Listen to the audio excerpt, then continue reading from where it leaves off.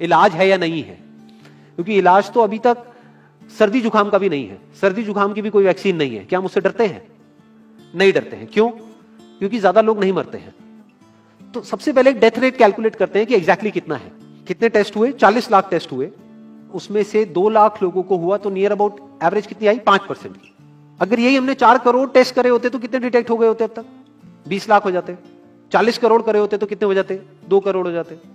Total अगर कर लिए होते हमने टेस्ट 130 करोड़ का, तो कितना नंबर निकल करके आ जाता? Near about 5 crore. इसका मतलब 5 करोड़ लोगों को या तो आज की डेट में है या हो चुका है। और एक और मजे की बात यह है कि कोरोना में ऐसा नहीं है कि जिसको भी होता है उन सबके सिम्टम्स आते हैं। 80% से ज्यादा जो केसेस होते हैं वो असिम्टोमेटिक होते हैं, उनमें कोई सिम्टम्स नहीं आते हैं। यानी अगर मुझे हो गया है और मैं ठीक भी हो गया हूं तो मुझे पता तक नहीं है। वो तब मुझे पता लगेगा अगर मैं अपने टेस्ट कराऊंगा, जिसको एंटीबॉडी टेस्ट बोलते हैं, और मेरी बॉडी में एंटीबॉडीज मिलेंगी, तब मैं कह सकता हूं कि हाँ मेरे को था और वो ठीक हो गया है। तो अभी अगर हम बेसिक सी कैलकुलेशन करें तो 5 करोड़ निकल करके आ रहा है नंबर। उसमें से डेथ कितनी हुई है? 5,800। तो 5 करोड़ में से 5,800 डेथ हुई है। पहले तो इसको कैलकुलेशन को हमको ठीक करना है। डेथ को अंडर रिपोर्ट करने का कोई तरीका नहीं है, बल्कि ओवर रिपोर्ट किया जा सकता है। ओवर रिपोर्ट कैसे? फॉर एग्जांपल आपकी बॉडी में टेस्ट हुआ, आपकी बॉडी में मिला कोरोना वायरस, लेकिन आपके अंदर पहले ही बहुत सारी प्रॉब्लम्स चली रही थी, तब भी आपकी किसी ना किसी वजह से डेथ होने ही वाली थी। बट क्योंकि ये कोरोना आया आपकी बॉडी में, इस वजह से आपकी डेथ हो गई, तो ये ट्रिगर कर गया। तो ये जो 5800 का नंबर है, ये इससे कम तो हो सकता है, इससे ज्यादा होने के चांसेस बहुत कम है। बट एक बार को हम मान लेते हैं कि इतना ही है नंबर, ना कम है ना ज्यादा है, तो कितनी परसेंटेज निकल करके आई? 5 करोड़ में से अगर 5800 डेथ्स हुई हैं तो क्या परसेंटेज निकल करके आई? Near about 0.01%। ये उससे बहुत कम है जितनी डेथ्स हमारे यहां पे होती हैं रोड एक्सीडेंट की वजह से। हर साल की अगर हम एक कैलकुलेशन देखें तो 1.5 लाख से ज्यादा डेथ हो जाती है इंडिया में रोड एक्सीडेंट्स की वजह से।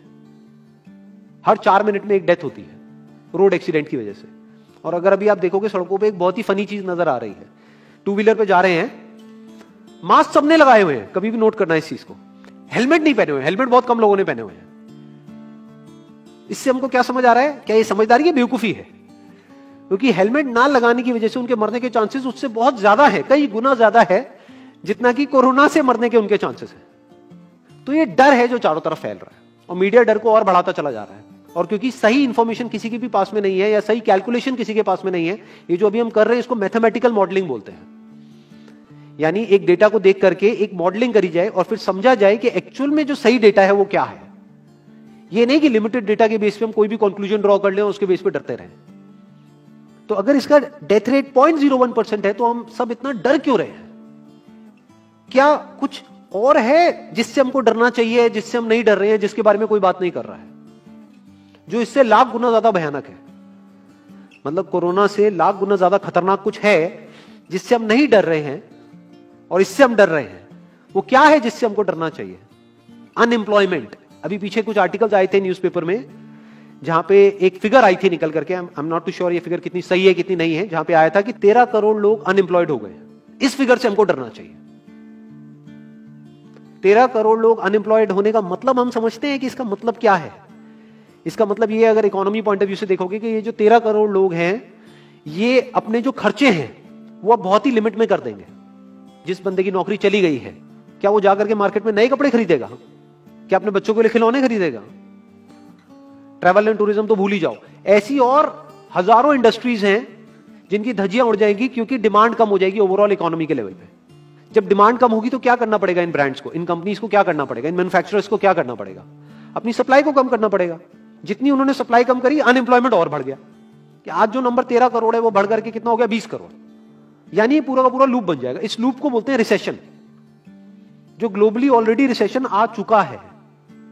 और अगर यही रिसेशन और डीप होता चला जाए तो उसको बोलते हैं डिप्रेशन, जहां से एक इकोनॉमी को बाहर आने में 5 से 10 साल लगते हैं। तो इकोनॉमी का पहले ही बुरा हाल था, प्लस इस कोरोना की वजह से और बुरा हाल हो गया है, प्लस जो रहा सहा हमारा जो अपना डर है वो सिचुएशन को और खराब करता चला जा रहा है। और इस डर को हर कोई बढ़ा रहा है, कोई भी कम करने का काम नहीं कर रहा है। एक्चुअल में अगर आप मेरे स्टैंड पॉइंट से देखोगे तो डरने की कोई जरूरत ही नहीं है, क्योंकि जो डेथ रेट है वो बहुत ही कम है। तो हम डर क्यों रहे हैं? सोचो। बस इसलिए कि डेथ नहीं होनी चाहिए। अगर यही हमारा ऑब्जेक्टिव है कि डेथ नहीं होनी चाहिए, मतलब हम कहते हैं कि किसी की डेथ नहीं होनी चाहिए, तो फिर तो लॉकडाउन परमानेंट हो जाना चाहिए, सड़कों पे निकलना ही नहीं चाहिए, क्योंकि सीधा सीधा 1.5 लाख डेथ बचेंगी।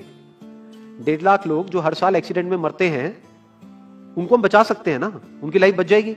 परमानेंट कर दो लॉकडाउन को। कैसा है आइडिया? ये बिल्कुल ऐसा है जैसे मैंने एक आदमी की एक कहानी सुनी थी, उसके घर में एक चूहा घुस गया, तो उस चूहे को उसने पकड़ने की बड़ी कोशिश करी, लेकिन वो चूहे को नहीं पकड़ पाया। तो एंड में उसने क्या किया, घर पे आग लगा दी, अपने घर में आग लगा दी। उसके बाद भी चूहा तो बच करके निकल गया, घर चला गया, घर जल गया। यही हालत है इसकी, कोरोना की। इस डर को हमको खत्म करना पड़ेगा, तब जाकर के इस प्रॉब्लम का एक्चुअल में सॉल्यूशन निकलेगा, जो रियल प्रॉब्लम है। और रियल प्रॉब्लम कोरोना नहीं है। रियल प्रॉब्लम क्या है? हमारी जो इकोनॉमी है। रियल प्रॉब्लम क्या है? अनएम्प्लॉयमेंट।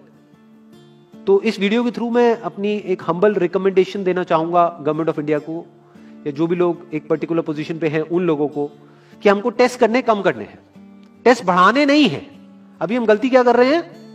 टेस्ट बढ़ाते चले जा रहे हैं, जिसकी वजह से केसेस बढ़ते चले जा रहे हैं, जिसकी वजह से डर बढ़ता चला जा रहा है।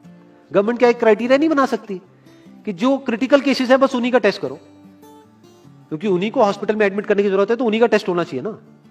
जो वैसे ही ठीक हो रहे हैं, अपने आप ही ठीक हो रहे हैं, जिनको माइनर सिम्टम्स हैं और वो खुद ही ठीक हो रहे हैं, उनका टेस्ट करने की क्या जरूरत है? उससे तो पैनिक और बढ़ेगा। और अगर टेस्ट कर भी दिया तो हम करने क्या वाले हैं? उनको क्या हॉस्पिटल में एडमिट करने वाले? नहीं, घर पे क्वारंटाइन करने वाले हैं। अभी जो क्वारंटाइन वाला फंडा है, ये भी जब बेस छोटा होता है तब तो काम करता है, जब करोड़ों में हो जाता है तब काम नहीं करता है। मैं अगर एग्जांपल से समझाने की कोशिश करूं, जो मेरी थॉट प्रोसेस है उसको, इमेजिन करो एक ऐसी सिचुएशन है कि हमें घर में है और चारों तरफ से बाढ़ आई हुई है, और ये जो घर है हमारा वो ऐसा है, इसको इमेजिन करो जहां पे हजारों दरवाजे हैं। तो हम क्या करें, इसमें से एक दरवाजे को पकड़ लें और उसी को पक्का करते चले जाएं। ये है क्वारंटीन, और बाकी के हजारों खुले पड़े हैं। एक को हम पक्का करते चले जा रहे हैं, क्योंकि यहां से पानी अंदर नहीं आना चाहिए। इंडिया की पॉपुलेशन क्या है? 130 करोड़। टेस्ट कितने हुए हैं अभी तक? 40 लाख। डेली के कितने हो रहे हैं? 1 लाख। महीने के कितने हुए? 30 लाख। साल के कितने हुए? 3 करोड़ 60 लाख। तो यानी कि अगर हमको सबका टेस्ट करना है तो कितने साल लगेंगे? 36 साल। तो जब हमको दिख रहा है साफ साफ कि हम सबका टेस्ट कर ही नहीं सकते, तो हम टेस्ट क्यों बढ़ाते चले जा रहे हैं? या तो सबका टेस्ट करो और सब में से सबको देख करके सबको क्वारंटाइन कर दो। ये बिल्कुल ऐसा हुआ कि वो जो घर है जिसकी मैंने अभी बात करी, या तो उसको हर तरफ से सिक्योर करो कि अगर उसके 1000 दरवाजे हैं तो एक को बंद मत करो, सारे बंद कर दो। तब आप कह सकते हो कि यहां पानी अंदर नहीं आएगा, कि हमने 130 करोड़ लोगों का टेस्ट कर लिया है, उसमें से केसेस निकल गए हैं 6 करोड़, और 6 करोड़ को हमने क्वारंटीन कर दिया है। अब ये आगे नहीं फैलेगा, अब 6 करोड़ से 10 करोड़ पे नहीं जाएगा। बट हमने टेस्ट ही करे 40 लाख, जिसमें से केसेस आए 2 लाख। अगर इन 2 लाख को हमने क्वारंटीन कर भी दिया तो बाकी करोड़ों लोग तो बाहर घूम रहे हैं ना, तो उससे होगा क्या? तो अब हमको समझ जाना चाहिए कि इसको रोकने का कोई तरीका नहीं है। तो अब इसका प्रैक्टिकल सॉल्यूशन क्या है? गवर्नमेंट की तरफ से हमको सिर्फ ये इंफॉर्मेशन चाहिए कि भैया अभी कितने बेड्स ऑक्यूपाइड हैं आपके स्टेट में, और अभी कितने और आपने अरेंजमेंट कर रखा है, और कितने और कर सकते हो। अब वो बेड चाहे किसी हॉस्पिटल में हो, चाहे किसी होटल में हो। और प्लस ये इंफॉर्मेशन क्यों नहीं जा रही लोगों के पास में कि इतना डरने की जरूरत नहीं है जितना आप डर रहे हो। हाँ ठीक है, प्रिकॉशंस लो, सेफ्टी मेजर्स लो, सोशल डिस्टेंसिंग को मेंटेन करो, लेकिन इतना डरने की जरूरत नहीं है जितना आप लोग डर गए हो, क्योंकि डेथ रेट कम है। ये इंफॉर्मेशन जानी चाहिए अब लोगों के पास में, वक्त आ चुका है। अगर ये नहीं गई तो प्रॉब्लम सॉल्व नहीं होने वाली इकोनॉमी के लेवल पे। कॉन्फिडेंस खत्म हो चुका है, रियलिटी को हमको पहले समझना होगा। अभी प्रॉब्लम क्या हो रही है? हम कह रहे हैं कि हाँ कंस्ट्रक्शन एक्टिविटीज अलाउड है। गवर्नमेंट को क्या लग रहा है? अलाउड बोल करके सारी प्रॉब्लम सॉल्व हो जाएगी। अलाउड तो हो गई, बट मेरे जो फ्रेंड्स हैं जो कंस्ट्रक्शन इंडस्ट्री में हैं, वो बता रहे हैं कि लेबर ही नहीं है, लेबर सारी अपने गांव चली गई है। तो अब कौन कंस्ट्रक्शन करेगा वहां पे? अब ये लेबर चली तो गई है, इसको वापस कैसे बुलाओगे? मीडिया में अगर रोज ये दिखेगा कि केसेस बढ़ रहे हैं, केसेस बढ़ रहे हैं, केसेस बढ़ रहे हैं, वापस आएंगे वो लोग? 1 से लाख नहीं आएंगे। तो उनको मीडिया में क्या दिखना चाहिए, न्यूज में क्या दिखना चाहिए? कि अब ये प्रॉब्लम सॉल्व हो रही है। तो लोगों के अंदर का डर निकलना चाहिए। यानी जो भी मैंने अभी तक कहा, अगर मैं उसको सम अप करूं तो वो क्या है प्रैक्टिकली, अगर पॉइंटर्स में सॉल्यूशन देखा जाए? नंबर 1 मोस्ट इंपॉर्टेंट, टेस्ट धीरे धीरे हमको कम करने हैं, बढ़ाने नहीं है। दिन के 1 लाख टेस्ट हो रहे हैं, मैं ये नहीं कह रहा कि एकदम से 10,000 कर दो, 1 लाख के 90,000 कर दो, एटलीस्ट बढ़ाओ मत। समझ गए? 1 लाख के 1.5 लाख टेस्ट मत करो दिन के, 2 लाख मत करो, क्योंकि तब भी 36 साल लगेंगे पूरा करने में। अगर आपने स्पीड डबल भी कर दी तब भी 18 साल लगेंगे, 18 साल तक तो पता नहीं ये बीमारी कहां होगी, किसी को याद तक नहीं होगा। तो करना क्या है गवर्नमेंट को, अगर थोड़ा सा सेंसिबली चले कि टेस्ट को धीरे धीरे कम करते चले जाओ, यानी 1 लाख से 90,000 कर दो, फिर कुछ दिन बाद 80,000 कर दो, फिर 70,000 कर दो। इसकी वजह से क्या होगा, मीडिया में केसेस कम होते हुए दिखेंगे, अखबारों में केसेस कम होते हुए दिखेंगे। हर जगह पे जहां पे अभी आ रहा है कि अभी तक की सबसे बड़ी फिगर, आज तक के सबसे ज्यादा केसेस, वो सब धीरे धीरे कम हो जाएंगे।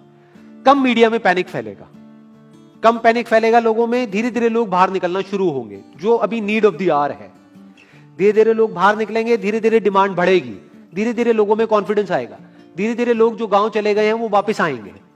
एक्चुअल में काम शुरू होगा, ऑन पेपर नहीं कि काम शुरू हो गया है, एक्चुअल में लोगों का काम शुरू होगा, लोगों का काम शुरू होगा, इकोनॉमी शुरू होगी। बिल्कुल ऐसा है जैसे 2 महीने के लिए आप किसी गाड़ी को बंद करके कहीं पे रख दोगे राज में, तो क्या होगा, बैटरी डाउन हो जाएगी। उस वक्त क्या करना पड़ेगा, उसको धक्का मारना पड़ेगा। तो अभी उस धक्के की जरूरत है, जंप स्टार्ट की जरूरत है। अब जो टाइम है वो डरने का नहीं है, इस डर को खत्म करने का है, क्योंकि कोरोना ने जितने लोगों को नहीं मारा, ये डर मारने वाला है असलियत में। तो अब इस डर को खत्म करने का टाइम आ गया है। अब हम सबको मिलकर के दिमाग ये लगाना है, ये नहीं कि डर को कैसे बढ़ाएं, बल्कि दिमाग ये लगाना है कि डर को कैसे कम करें या खत्म करें, और लोगों के कॉन्फिडेंस को कैसे वापस से लेकर के आए।